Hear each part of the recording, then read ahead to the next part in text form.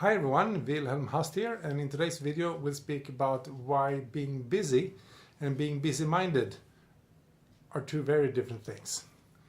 First of all, in last week's video I spoke about effectiveness having a lot to do with increasing one's capacity for being productive, or you could also say increasing one's capacity for results. Effectiveness is not focusing on the results, it's about focusing on your capacity for results. And there are many things we can do to increase our capacity to be productive, and one of them is to start to notice the fact of thinking. You could also say the fact that human beings are living with the mind. Now, to explain this a little bit, I'll draw some pictures on the board here. As you might know, these videos are low quality production but high quality content. So to illustrate the human mind and how our thinking functions a little bit, let me draw two persons here.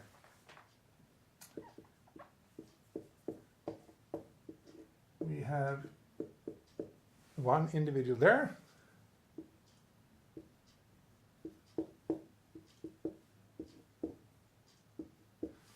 And another person there. Let's say these two people are having a conversation. They are talking to each other.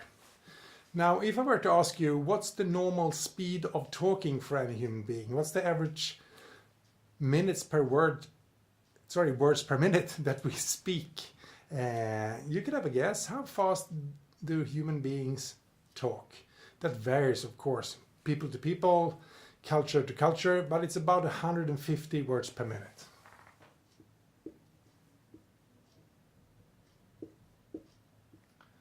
So if we were to replay this recording and simply count how much I'm talking and counted that in words per minute, you'll find about 150 to 200 words per minute, I guess.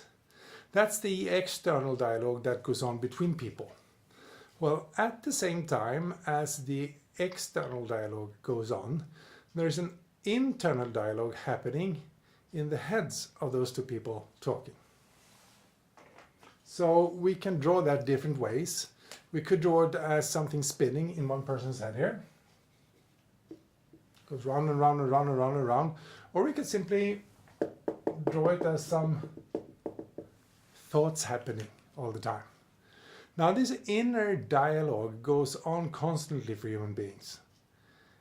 It's not only a voice you can hear, but you can hear yourself thinking.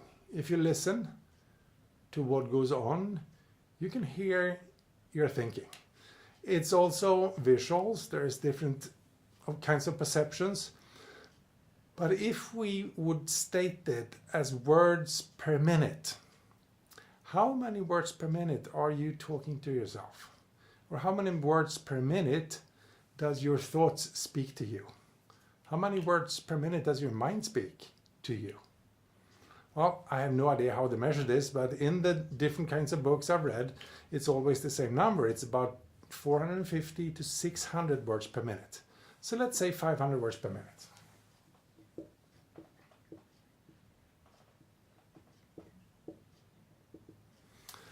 So 500 words per minute, your mind is talking to you. You might already have noticed as you've listened to this video that you're having thoughts about what I say. You might have thoughts about my accent. You have my thoughts of how I'm drawing stuff. You might have thoughts about this conversation. You might have had thoughts about other things.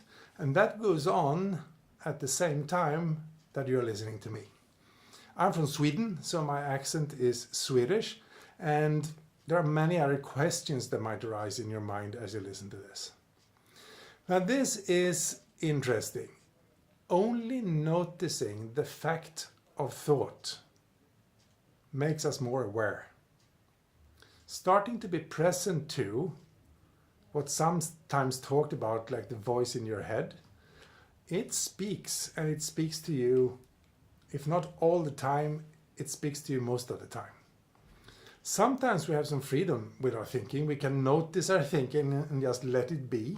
But other times we're so caught up in our own thinking, we forget that it's our thoughts. When our mind speaks loud and clear and we forget it's our mind talking, things start to look very, very real. That does not look real when we are actually reflecting on the fact that, okay, this is what I'm thinking to myself. It might actually be other interpretations that are valid for the same phenomena. So first of all today, human beings live in a flood of thinking. 500 words per minute, or if you prefer other metaphors, pictures for it, there is a lot of thoughts that your consciousness are picking up and start to create a reality from. For a long time it was said that human beings have around 60,000 to 80,000 thoughts per day.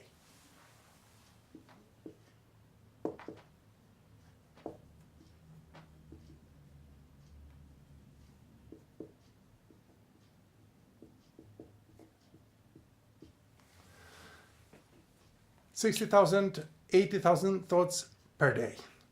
That's a lot of thoughts. Most of them are, of course, beyond our awareness. It's thinking that goes on in the background that we don't even notice. Then a year or two, or maybe 2 years ago, I read some literature, and it stated that some scientists started to say that that number is vastly exaggerated. They were saying it's not that many thoughts at all. It's way less. It's only, those researchers said, 30,000 thoughts per day. Well, to me that's enough. It's more than we can handle, it's more than we can grasp, and most of it goes on beyond our awareness. So regardless of any numbers here, just start to notice that there's a lot of thinking going on. Now sometimes we are busy-minded and sometimes we are quiet-minded. And being busy-minded and being busy are two very different things. We can be very occupied with things to do, projects to complete, actions that needs to be taken without overthinking and without getting busy-minded. And sometimes we get very busy-minded and have a lot of thinking going on, even though there isn't that much to do, but we're just thinking a lot. I'll draw one more picture today and talk a little bit about the speed of thinking and the dynamics when we're thinking a lot and the dynamics when we're thinking less.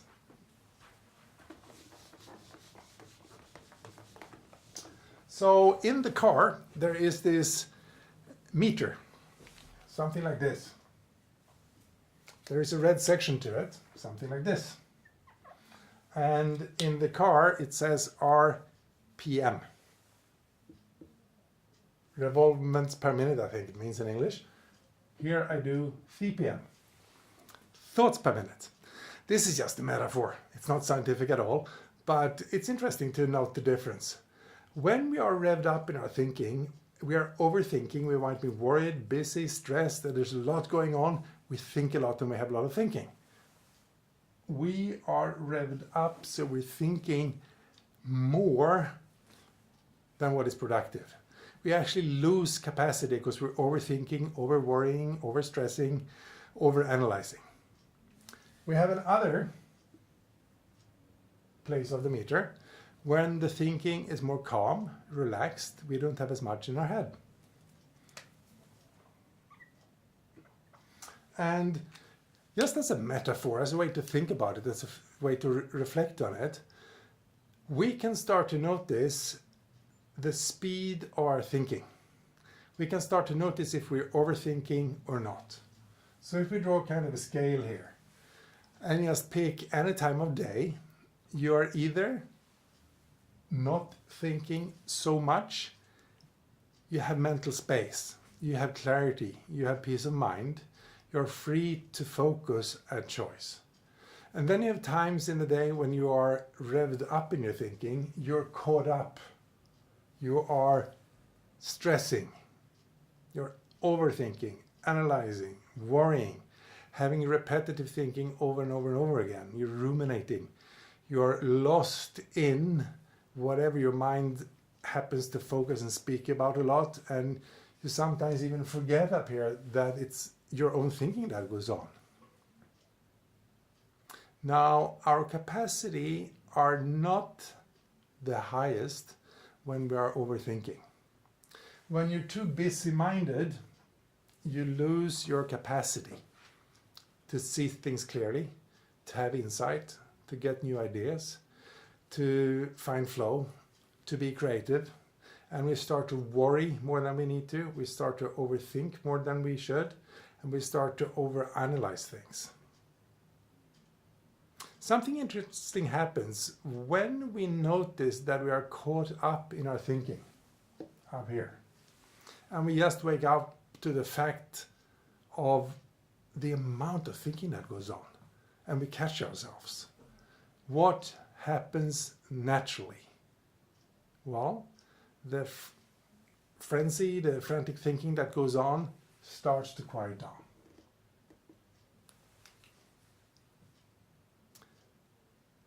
As we gain awareness of the fact that we are thinking beings and that we have a mind that's either producing a level of thinking that's appropriate for whatever we are engaged with, or it's producing way more thinking that's needed for what we're engaged with. As awareness increases of that fact, we start naturally to drop unnecessary thinking. The same situation in life might look very different when we are clear-headed and calm to how it looks when we're overthinking and stressed up. Let's say you have situation X here. If you start thinking of a situation when you're too busy-minded and stressed out, it isn't that likely that you'll start to feel worrying, concern, and the situation will start to look very difficult, and you're overthinking, and with that extra amount of unnecessary thinking, feelings start to kick in. Stress, worry, concern, and frustration. The same situation experienced from a more quiet place, from a place where the mind isn't that busy. It starts to look very different. I once talked to a client, it was a couple of weeks ago, and he shared how he was about to go into a customer meeting that he knew was going to be difficult, and there was going to be conflict and a challenge in that meeting because the customer had, so to say, warned him what was about to be addressed in that meeting, and the customer was upset and disappointed. And at first, he, without noticing it himself, started to overthink, overanalyze, trying to plan everything out, trying to control the situation, trying to figure out exactly what to do if the customer said this and if the customer said that and whatever, and he got stressed and worried and concerned. And then he caught himself. He caught himself going, wow, my God, am I overthinking here? And as soon as he caught himself overanalyzing and overthinking, his mind started to quiet down. And when our minds start to quiet down, we get more access to new thinking, to insights and creative thinking. And as this man quieted down naturally, he got a few insights. He realized, well, I think I should just listen to the customer as good as I can without saying anything, so I fully and completely understand the situation. And then he realized, if I do that, I can just ask to get back to the customer within 24 hours with any offer or proposal or correction that a customer could have asked for, or that would be fair in the situation. So that's what he did. It turned out to be an extremely simple, easy, and fruitful meeting, both for him and the customer. It's not what he did with the customer that is of interest in this video. It's the fact that he caught himself being busy-minded.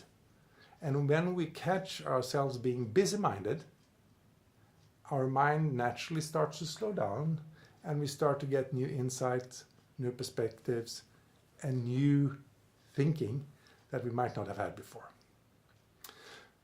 So this was the content of this high quality content but low quality production video, and I just invite you for the next day or the next week or however long you feel like experimenting with this. Don't analyze the content of your thinking. Don't worry about what you think. Simply start noticing the fact that you think, and notice two things.